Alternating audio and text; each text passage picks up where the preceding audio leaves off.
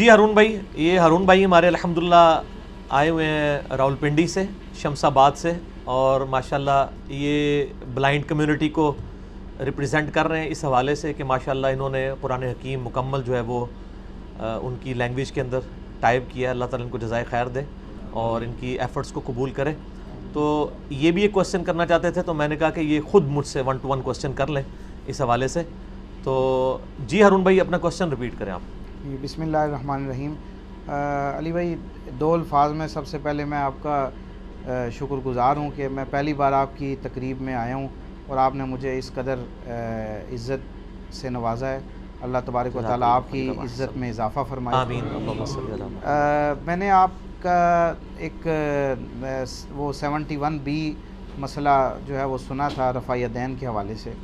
اس 70B ہے وہ؟ جی 70B. ہاں جی. اس حوالے سے میں آپ سے جو ہے وہ ایک کوسچن کرنا چاہ رہا تھا کہ آپ نے ایک حدیث بیان فرمائی تھی جس میں کچھ وہ گھوڑے کی دموں کا ذکر تھا. جی. تو وہ جو ہے وہ بعد میں نے ایک دوست سے جب ڈسکس کی تو اس نے مجھے کہا کہ جی یہ 2 احادیث جو ہیں وہ اکٹھی ہیں. ایک جو ہے وہ ایک حدیث یہ لوگ پڑھتے ہیں جس میں سلام کا ذکر ہے کہ سلام کے وقت. دوسری حدیث جو ہے وہ اس کا سینیریو بھی بالکل مختلف ہے، وہ ساری حدیث بالکل ڈیفرنٹ ہے. اور اس حدیث میں جو ہے وہ رفع ایدیکم اس طرح کے الفاظ ہیں کہ ہاتھوں کو اٹھاتے کیوں. اور اس حدیث کے پورے سینیریو کو پڑھنے سے پتہ چلتا ہے کہ وہ قیام اور رکوع والے رفع یدین کی ممانعت کا ذکر تھا. تو اس حوالے سے ذرا تھوڑی سی وضاحت فرما دیں. تھوڑی کنفیوژن تھی کہ یہ کیا معاملہ ہے. ہاں جی میرے بھائی، مسئلہ یہ ہے کہ یہ جو یعنی ان کا جو ایکسکیوز ہے نا، اس کو میں نے آلریڈی اگر آپ غور سے سنیں نا، 70B مسئلہ جو ہے نا میرا رفع الیدین سے متعلق فرقہ وارانہ نظریات کا تحقیقی جائزہ، اس میں نے ان کے جتنے لیم ایکسکیوزز ہیں نا ان کو بڑا کھول کے بیان کیا ہے. 8 ان کے بڑے بڑے ایکسکیوزز تھے. کبھی کہتے ہیں وفات تک دکھائیں، کبھی کہتے ہیں جی آپ دکھا دیں خلفائے راشدین سے دکھائیں، کبھی کہتے ہیں جی وہ مدینہ شریف میں ختم ہو گیا تھا، مکہ شریف کے اندر تھا.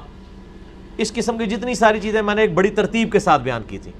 اسی میں نے اس ایشو کو بھی ایڈریس کیا تھا کہ صحیح مسلم میں اوپر تلے 4 حدیثیں ہیں. پہلی بات ہے کہ مسلم شریف کا علم بھی تو ان کو ہونا چاہیے نا کہ مسلم شریف کس اسلوب میں لکھی گئی ہے. صحیح مسلم میں ایک حدیث کے اگر ایک سے زیادہ طرق ہوتے ہیں نا، ایک سے زیادہ طرق، تو وہ طرق جو ہیں وہ امام مسلم ایک جگہ کے اوپر لکھتے ہیں ترتیب کے ساتھ تاکہ پورا سینیریو پتہ چل جائے. صحیح مسلم کی جو پہلی 4-5 حدیثیں ہیں وہ ایک ہی حدیث ہے، مختلف اصحاب سے ہے کہ نبی صلی اللہ علیہ وآلہ وسلم نے فرمایا دیکھنا میری طرف کوئی ایسی بات منسوب نہ کرنا کہ جو میں نے نہیں فرمائی ورنہ اپنا مقام دوزخ میں دیکھ لینا. یہ حدیث حضرت علی سے بھی ہے، مغیرہ ابن شعبہ سے بھی ہے، حضرت ابو ہریرہ سے بھی ہے، حضرت عبداللہ ابن عباس سے بھی ہے، انس ابن مالک سے بھی ہے. اتنے صحاب سے ہیں، وہ ساری ایک جگہ جمع ہے. یہ جو حدیث ہے نا جابر بن سمرہ رضی اللہ تعالیٰ عنہ سے ہے، گھوڑوں کی دموں والی حدیث، یہ 4 حدیثیں ایک ہی چیپٹر کے اندر، اس کے اوپر ایک ہی باب ہے، امام نبوی نے باندھا ہوا ہے، اکٹھی لکھی گئی ہیں. 2 کے اندر کانٹیکسٹ موجود نہیں ہے، 2 کے اندر موجود ہے. ہم بغیر کانٹیکسٹ والی کو لے لیتے ہیں. اس کے اندر کب لکھا ہوا ہے کہ یہ ہاتھوں کا اٹھانا اس وقت ہاتھوں کا اٹھانا ہے کہ رکوع میں جاتے وقت یا رکوع سے اٹھتے وقت؟ اس طرح کی تو کوئی تفصیلات اس کے اندر موجود نہیں ہے. اس میں یہ ہے کہ میں تمہیں دیکھتا ہوں کہ تم سرکش گھوڑوں کی دموں کے مانند ہاتھ اٹھاتے ہو، اس طریقے سے ہاتھ مت اٹھایا کرو. انہوں نے کیسے ڈیڈکٹ کر لیا کہ اس سے مراد رکوع میں جاتے وقت اور رکوع سے اٹھتے وقت والا رفع الیدین ہے؟ اگر یہ مراد لے لیا جائے تو اس میں پہلا رفع الیدین بھی داخل ہو جائے گا، ان کے عید کے رفع الیدین بھی داخل ہو جائیں گے، نماز وطر کا رفع الیدین بھی داخل ہو جائے گا. یہ ان کو دعوی باطل ہے.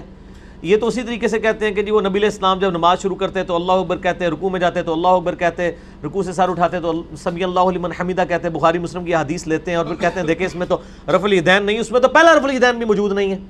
تو اس میں نہ پہلے، اس میں اگر ہوتا نا کہ پہلا رفع الیدین آپ صلی اللہ علیہ وسلم فرماتے کہ ٹھیک ہے اس کے بعد والے نہ کرو تو ہم بعد مان لیتے. اس میں الفاظ ہے ہاتھ کیوں اٹھاتے ہو. ہاتھ اٹھانا کس موقع پہ ہے؟ کیا رفع الیدین ہے یا ویسے ہاتھ اٹھانا ہے، کھجلی کرنا ہے؟ اس کو اگلے 2 طرق جو ہے نا اس کو ویریفائی کر رہے ہیں. اور اس میں الفاظ ہیں کہ وہ آپ صلی اللہ علیہ وآلہ وسلم فرمایا اپنے دونوں ہاتھ اپنے زانوں پر رکھو، سلام پھیرتے وقت صرف دائیں بائیں سلام کر لو. یہ حدیث صرف صحیح مسلم میں نہیں ہے، یہ حدیث ابو داؤد میں بھی موجود ہے، سنن نسائی میں بھی موجود ہے. اس کے اوپر باقاعدہ باب باندھے ہیں محدثین نے، ابو داؤد نے اور نسائی نے، کہ یہ سلام پھیرتے وقت ہے. یہی باب صحیح ابن خزیمہ میں، ابن حبان میں موجود ہے. اور امام بخاری کی جو کتاب ہے جز رفع الیدین، اس میں انہوں نے اسی حدیث کے کانٹیکسٹ میں لکھا ہے کہ ان لوگوں کو اللہ کے عذاب سے ڈرنا چاہیے جو اس حدیث کو رفع الیدین کے اوپر لگا کے اس کی منسوخیت کا دعویٰ کرتے ہیں.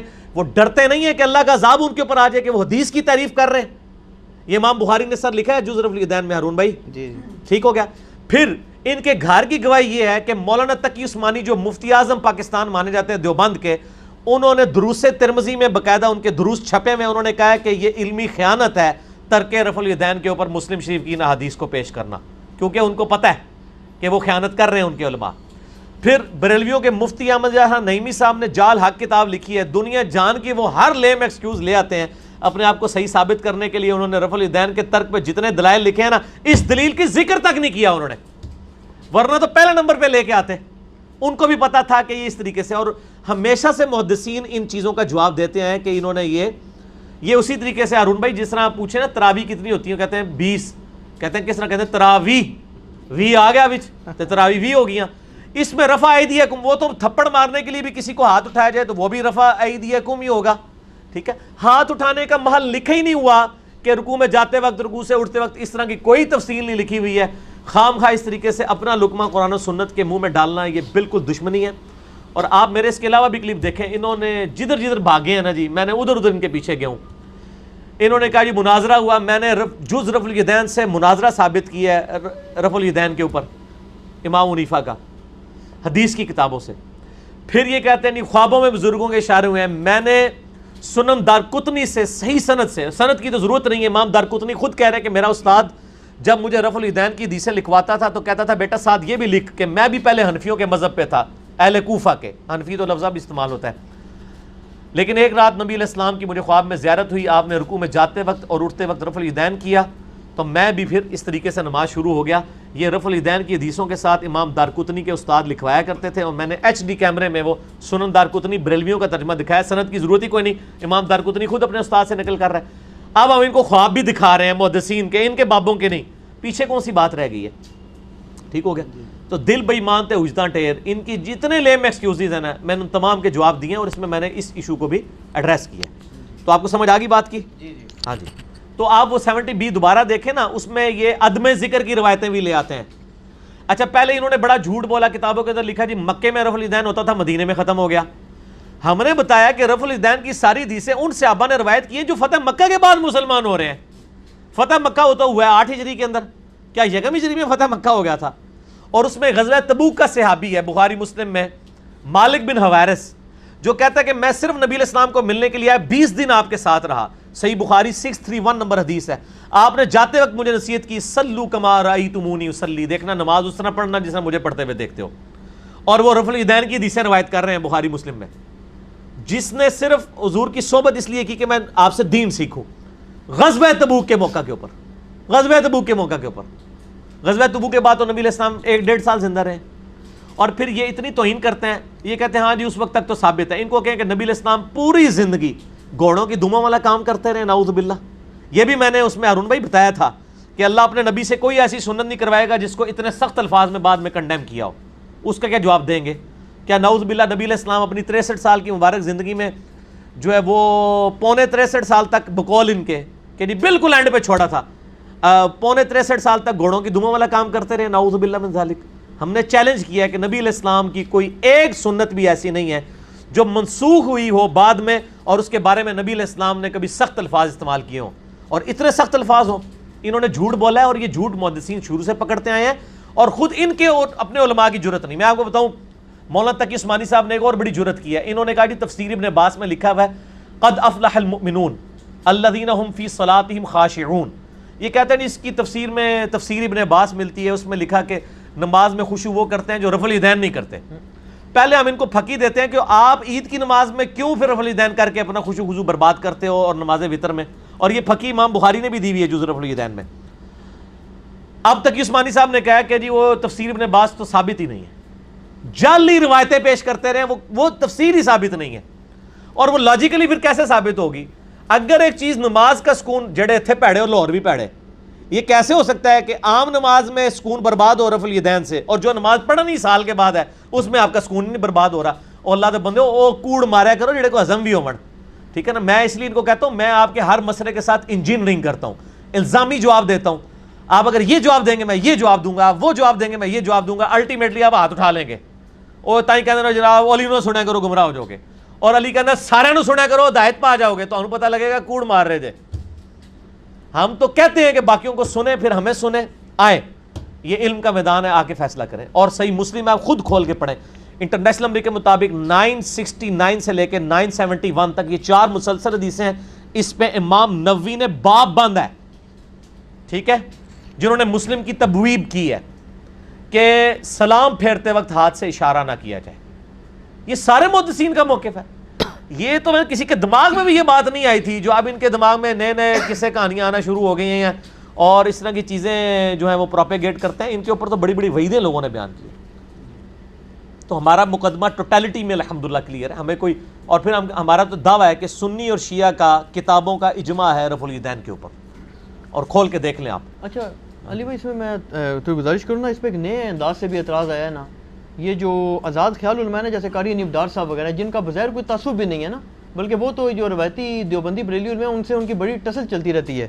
انہوں نے پچھلے دنوں کہا, غامدی صاحب کا بھی تقریباً اسی قسم کا موقف ہے, وہ بیان نہیں کرتے کہ یہ جو امام ابو حنیفہ رحمۃ اللہ علیہ ہیں نا, یہ سب سے زیادہ پرانے ہیں اور حدیث کی کتابیں ان کے بعد ہے. تو وہ کہتے ہیں جی کہ ہم یہ سمجھتے ہیں کہ انہوں نے جو اس کو دیکھا ہے نا, وہ کہتے ہیں جب امام بخاری نے نماز کس کو دیکھ کے شروع کیا, وہ کہتے ہیں اپنی والدہ کو دیکھ کے کیا نا, بخاری تو نہیں تھی. تو وہ کہتے ہیں ہم نہیں یہ بات مان سکتے. یہ روند مار رہے ہیں اس لیے کہ ان کو کہ بخاری کی تو کتاب صحیح بخاری موجود ہے, امام حنیفہ کی کتاب لیں پھر اگلی بات کریں. شڑول تو نہ ماریں, کوئی لاجیکل بات کریں نا. پرانے تو امام ابو حنیفہ پیدا ہوئے 80 ہجری میں, ان سے پہلے جو 80 سال کے لوگ ہیں وہ پرانے نہیں ہیں. تو وہ کہتے ہیں نا, وہ کہتے ہیں انہوں نے انہیں کو دیکھا ہوگا, وہ رفع الیدین نہیں کرتے. دیکھا ہوگا تو تب ہے نا جب امام حنیفہ رحمہ اللہ کی وہ کتاب موجود ہو, کتاب موجود ہو. پھر امام حنیفہ رحمہ اللہ کے زمانے میں جو اور باقی محدثین ہیں جو ان کے استاد ہیں, کون ہے جی؟ امام جعفر ہے نا. جی امام جعفر تو رفع الیدین کرتے تھے نا, سنی شیعہ دونوں مانتے ہیں. جی تو انہوں نے کس کو دیکھا ہے؟ امام حنیفہ نے تو چلو کسی کو دیکھا ہے نا, امام جعفر کس کو دیکھ کے گئے؟ ٹھیک ہے. تو یہ بات ہے نا, ایک دعویٰ کرنا. اور پھر ان کے لیے تو میرے پاس بہت بڑی پھکی ہے نیفڈار پارٹی کے لیے, یہ عملی تواتر اجماع کو مانتے ہیں. جی تو ان کو کہیں کہ عملی تواتر جو ہے وہ جہاں پہ دودھی دودھ دے کے جاتا ہے وہاں کا مانا جائے گا, یا جہاں پہ بھینس موجود ہو وہاں کا مانا جائے گا. دودھی تو گٹر کا پانی بھی ملا کے آپ کو, تالاب کا بھی پانی ملا کے دے گا. ہمارے تو یہاں پہ دودھی لے گئے ہیں سارا کچھ. دین کہاں پہ نازل ہوا ہے؟ عرب کی سرزمین میں. اور تاریخ میں کبھی عرب کی سرزمین میں نبی علیہ السلام کی وفات کے بعد کفار کی حکومت نہیں آئی ہے. ایون برٹش حکومت میں بھی انہوں نے ان کو آزاد چھوڑا ہوا تھا. تو صحابہ کی اولادیں کہاں بیٹھی ہوئی ہیں؟ مکہ مدینے میں. تو رفع الیدین کرتے ہیں. تو عملی تواتر بھی ماننا پھر ان کا مانا جائے گا نا سر. آپ لوگوں کا تو عملی تواتر نہیں. آپ کے عملی تواتر میں تو میں حنیف ڈار صاحب سے پوچھتا ہوں کہ اکثریت جو ہے وہ تو قبروں سے مانگنے کی قائل ہے. تو حنیف ڈار صاحب کو کہ مانگیں گے قبروں سے؟ وہ کہیں گے نہیں, ان کے ذاتی عقائد ہے. تو ایک جگہ رکے تو صحیح نا. ہم تو کہتے ہیں آئے عملی تواتر کے اوپر, عملی تواتر پہ آئے تو عرب کا عملی تواتر مانا جائے گا, ہندوؤں کی اولادوں کا نہیں, اور سکھوں کی اولادوں کا عملی تواتر نہیں مانا جائے گا, بت پرستوں کی اولادوں کا. جو صحابہ کی اولادیں ان کا مانا جائے گا. ٹھیک ہو گیا.